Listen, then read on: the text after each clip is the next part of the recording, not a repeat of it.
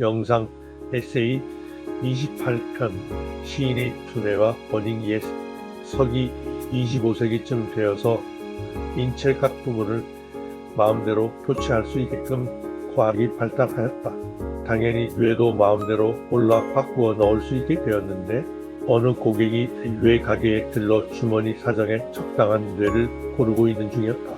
진열장을 보니 단돈 5,000불짜리 싸구려 뇌부터 수만 불, 수십만 불 단위 뇌까지 아주 선택이 다양하다. 익숙한 이름이 있어 가격표를 보니 아인슈타인 5만 달러 이렇게 가격표가 붙어있다.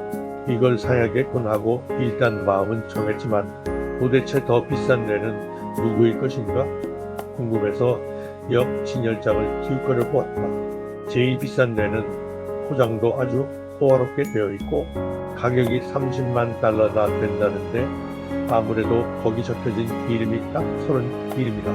마침 가게 점원이 지나가기에 넌지시 물어보았다. 저건 도대체 누구의 뇌인데 저렇게 비싸지요? 점원이 말했다. 아, 이거요? 이건 20세기 한국 정치인 모 장군의 뇌인데요. 한 번도 사용한 적이 없는 신품이거든요. 군사정권 시대에 유행하던 블랙 유머다.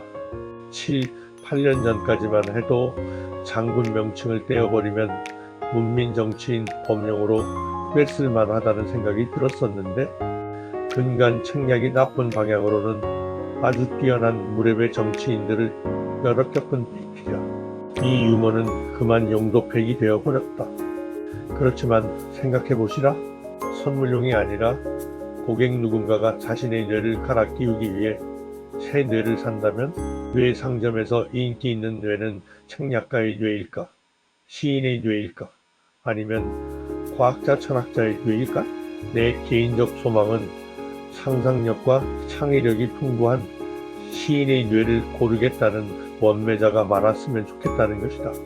교세라를 세계 100대 기업으로 일궈낸 뒤 탁발승으로 돌아간 이나모리 회장이 카르마 경영에서 주창한 바와 같은 맥락에서 SK그룹의 최종현 사장학에서는 기업의 이윤 추구의 도가 필요하다고 설파하고 있는데 이 일에서는 기업 경영의 원칙과 함께 자발적, 의욕적 환경 하에서의 두뇌 활용이 강조된다. 두뇌 활용이라는 용어는 과정에 주안점을 둔 표현일 뿐이고 이 역시 목표하는 결과물은 창의력이다.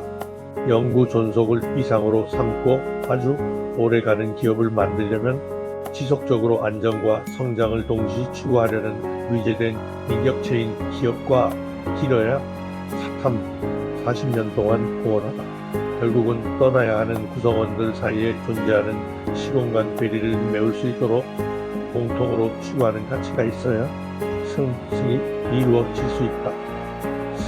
승을 이루는 가치는 나누어서 주지 않는 풍요로운 마음가짐에 합당한 가치여야 한다. 나누면 줄어드는 돈, 명예 같은 가치는 일시적으로 구성원의 헌신을 얻는 유인이 될 수 있다. 그러나 결국에는 경영을 승패, 패승이 패러다임으로 이끌어 기업과 구성원 사이에 지속 가능한 시너지를 이루려는 의도를 궁극적으로는 모아야하고 만다. 기업 경영이 추구하는 궁극적 가치는 무엇일까? 전문 코치들의 기업 코칭 워크숍 과정에서 이런 질문이 다루어진 적이 있었는데 이윤 추구라는 경제학 교과서의 정답보다 사회적 공헌이라는 대답이 압도적이어서 놀랍기도 하고 흥미롭기도 했던 적이 있었다. 이 젊은 코치들 전교조 영향을 너무 많이 받았군 하고 웃어넘기기에는 코치들의 태도가 전혀 농기 없이 진지하였기에 가만 그 이유를 살펴보니 거기 모였던 전문 코치들의 전력이 그러하였다. 학생 시절 운동권 출신이었으나 운동권과 연을 끄는 뒤 코칭 입문한 코치들도 있었고 대기업 HR 부서의 전문직으로 근무하던 분들도 있었다. 둘 다 기업의 성공적 경영보다는 구성원의 성취와 완성이 코칭의 선결 과제라는 측면에 가중치를 두고 기업 코칭을 바라보고 있었다. 그럼 코치님 묻지만 마시고 말씀 좀 들어봅시다. 사장학 저자 직강으로 하는 수 없이 끌려들어 SK의 기업관을 소개하는 자리가 되었다.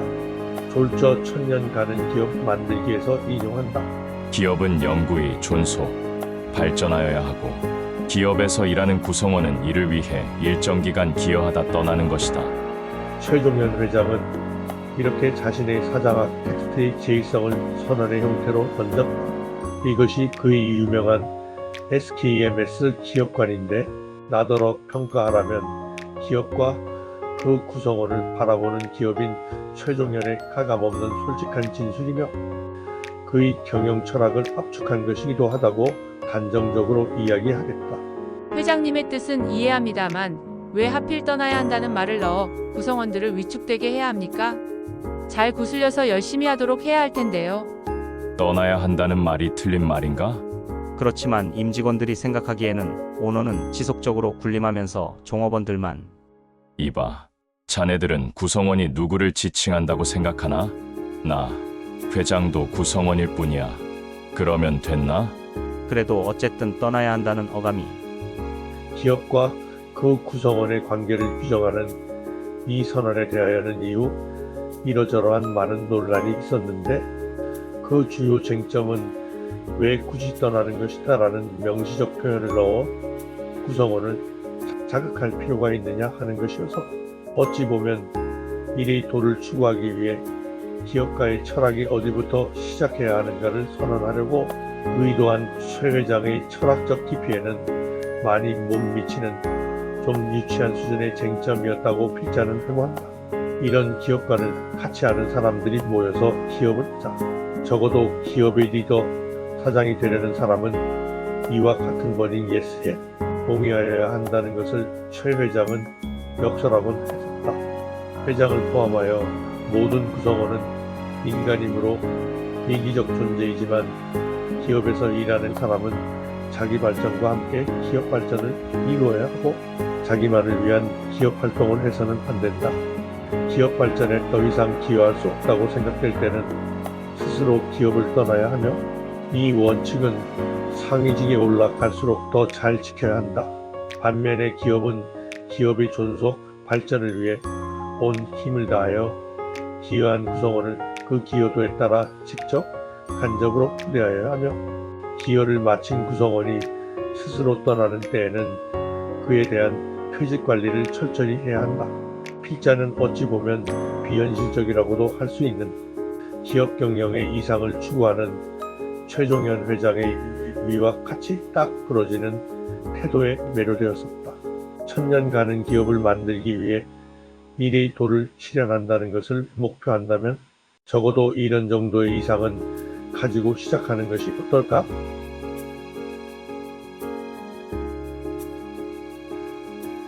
기업 코칭은 기업의 경제적 존재 이유인 이윤 추구를 원칙에 따라 충실히 추구하는 것을 제1위로 삼고, 기업과 이를 실질적으로 운영하는 구성원, 나아가서는 기업의 여러 이해관계자들이 함께 승승할 수 있는 공통적 가치 추구에 초점을 맞춰야 하는데, 이 공통가치를 창의력 발현이라고 놓고 보면 문제의 해답이 보인다는 것이 이른바 인류의 착한 점이었던 겁니다. 풀어 말하면 창의력 발현을 통하여 기업과 주주는 이윤을 얻고 구성원은 자신의 성장, 성취에 대한 보람과 인정, 보상을 얻는 승관계가 자연스럽게 성립한다는 말이다.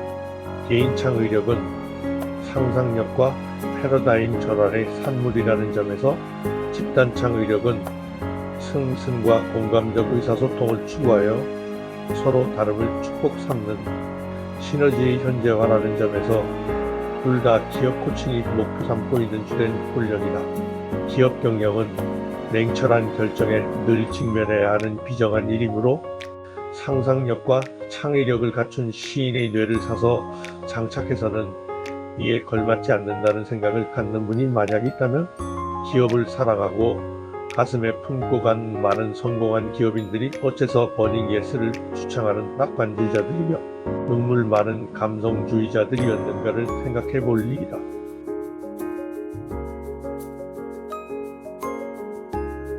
다음 영상에서는 인도 기행에서 얻은 이야기들을 올려볼